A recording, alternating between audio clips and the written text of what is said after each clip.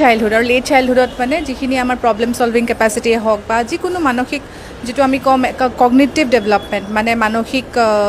যিখিনি আমাৰ হেৰি থাকে মানসিক কেপাচিটি মেণ্টেল কেপাচিটিখিনিৰ যিটো ডেভেলপমেণ্ট হয় এবেকাছে বহুত হেল্প কৰে য'ত সিহঁতে আনকি সেইখিনি পিছলৈ সিহঁতৰ ষ্ট্ৰেছ ৰিলিফৰ কাৰণেও বহুতখিনি হেল্প কৰিব পাৰে যিকোনো ধৰণৰ মানসিক উদ্বিগ্নতাই হওক বা মানসিক বিষণ্ণতাই হওক সেইবিলাকতো সিহঁতক পিছলৈকে এবেকাছেও হেল্প কৰিব পাৰে কাৰণ কিয় তেওঁলোকে তেতিয়া খুব বেছি বিচক্ষণভাৱে তেওঁলোকৰ মেমৰিৰ প্ৰব্লেমবোৰ দূৰ হ'ব মেমৰি ৰিটেনশ্যন বাঢ়িব প্লাছ আদাৰ যিবোৰ মেণ্টেল